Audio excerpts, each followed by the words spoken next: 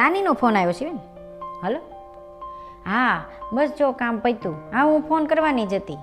મારા સાસુ એને છે ને બોલાવ્યા છે, પ્રોપર્ટીના ભાગ પડે જ ને તો એટલા માટે. ત્યાં પપ્પાને હું કહેતી હતી કે છે ને આ વખતે પ્રોપર્ટીના ભાગ પડે ને તો એને કહી દેજો કે ગામડાનું જે ઘર છે ને એ આપણે જોતું છે, અને બાકી ગામડે જે ખેતર છે ને 3 ખેતર છે, તો એ 3માંથી મેં એને કીધું કે પાણીવાળું જે ખેતર હોય, જે જમીન સારી હોય, જેમાં પાક સારો ઉગતો હોય ને એવું ખેતર માંગજો, નહીંતર છેલ્લો કટકો પકડાઈ દે. એવાને શું કરે આપણે? તો હું એને સમજાવતી જ હતી. હા તો એટલે પ્રોપર્ટીના ભાગ પડે ને તો મેં કીધું આજે રવિવાર છે ને તો મેં જવાનું છે. સારું, તો આજે અમારે આવવાનું હતું ને તમારે ત્યાં, તો મેં કીધું એ હવે આપણે કેન્સલ રાખીએ, કારણ કે મારા સાસુ ત્યાં જવાનું છે કામથી, તો અમે ત્યાં જવાના છીએ. હા પછી અમે આવશું. એ હા મૂકું. મમ્મી શેના ભાગ પડવાના છે? કોણ બોલાવે છે? કાંઈ નહીં, દાદીને એ બોલાવે છે, એના પ્રોપર્ટીના ભાગ પડવાના છે ને એટલા માટે. તારા પપ્પાને હું ફોન લગાડતી હતી કે એને કહી દઈએ કે પ્રોપર્ટીના ભાગ પડે ને તો હારી હારી જમીનને સારું સારું ઘર ને બધું માંગે, નહીંતર ગમે એ પકડાઈ દે ખોટું. અને બીજું શું છે, આપણે નાના છીએ સૌથી, એટલે તરત તે મોટા ભાઈને કહે કે લાવો મમ્મીને તમે લઈ જાઓ, ખોટા આપણે અહીંયા રાખવાના, અહીંયા કોણ રાખે? અને કેટલી માથાકૂટને સારવાર ને બધું કરવું પડે. એક તો એ હાલી શકતા નથી, આખો દિવસ એ પલંગમાં પડ્યા રહીને કેટલું કામ વધી જાય. એટલે હું કહેવાની છું તારા પપ્પાને કે એને કહી દે કે એવું કાંઈ કરવું નથી, બેયના વારા રાખે. ખોટા હું અહીંયા લાવીને અહીંયા મૂકવાના છે બાને. પણ મમ્મી, બા પપ્પાના મમ્મી છે તો આપણે એને રાખવા જોઈએ, અને પપ્પા તને ખીજાય જો તું એને ના પાડીશ ને બાને રાખવાની તો. ખીજાય હું?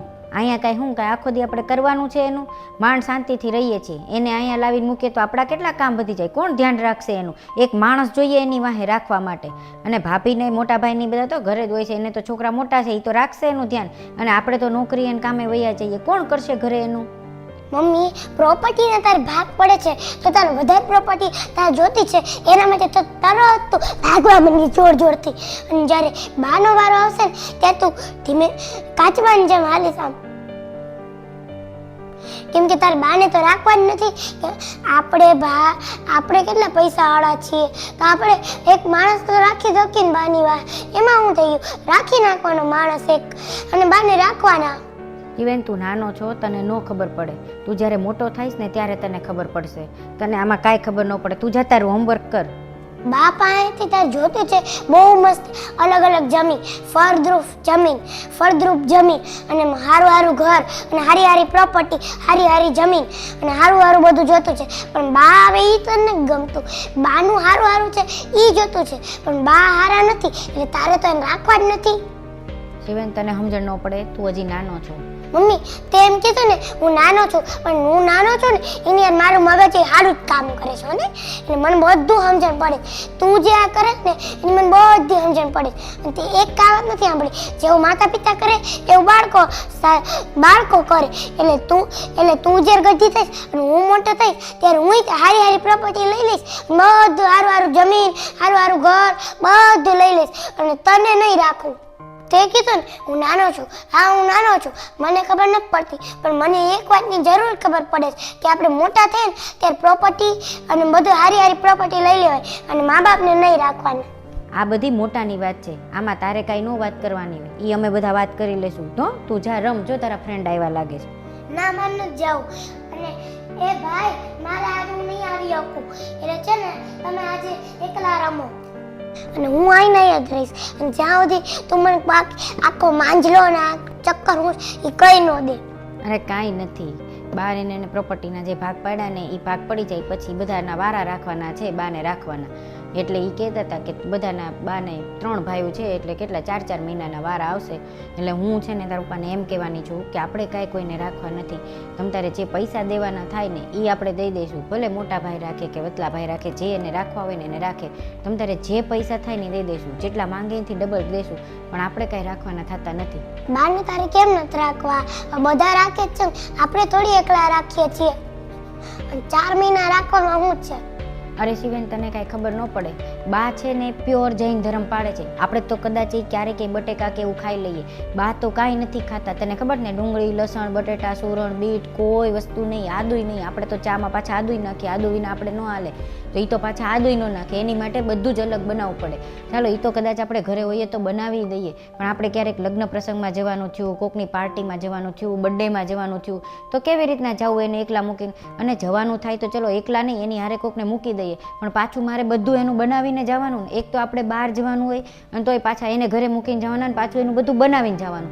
કેટલી મહેનત થાય ને કેટલી મજૂરી કરવી પડે, એટલું બધું કોણ કરે? એની કરતાં હું એમ વિચારું છું કે બાને જેને રાખવા હોય ને એને રાખે, 5,000 વધારે દઈ દેશું, એમાં શું ફેર પડે છે? અહીંયા રહે કે મોટા ભાઈને ઘરે રહે કે વતલા ભાઈને ઘરે રહે, અહીંયા રહેવાની શું જરૂર છે એને? મમ્મી તું માની તુલના પૈસા હારે કરે છો અને માની કોઈ દી તુલના ન કરવાની હોય. માં તો માં હોય. મમ્મી તું માતા પિતાની તુલના પૈસા હારે કરે છો. અરે માતા પિતાની તુલના ભગવાન હારે નહીં થતી. ભગવાન તે માતા પિતાને માને છે, ભગવાન તે માતા પિતાને વધારે રાખે છે. પણ મમ્મી તું મા બાપની તુલના પૈસા હારે કરે છો. મા બાપની તુલના તો ભગવાન હારે નથી થતી ને. તો તું સાધારણ પૈસા હારે, સાધારણ કાગળ હારે, એ કાગળના ટુકડા હારે તું મા બાપની તુલના કરે છો. તું ગમે ઈ કે, હું અહીંયા બાને નથી રાખવાની, કારણ કે હું જરાય ફ્રી હોતી નથી. નોકરી હોય, તારું કામ હોય, સ્કૂલનું હોય, આ તે ઘરનું બધું કરવાનું અને કેટલા કામ હોય, અને ક્યારેક બહાર જવાનું હોય ને એમાં તો બહુ હેરાન થઈ જઈએ છીએ. અને અહીંયા રાખીએ ને એમાં એકવાર રાખી ચૂક્યા છીએ, મેં બધું જોઈ લીધું કે અહીંયા રહે ને તો આપણે કેટલી માથાકૂટ વધે છે. એટલે ગમે તે થાય, મેં તારા પપ્પાને યાદ કહી દીધું કે હું એને નથી રાખવાની, એને જેમ કરવું એને એમ કરે, જ્યાં રાખવો એને રાખે. સારું, તને કોણ સમજાય?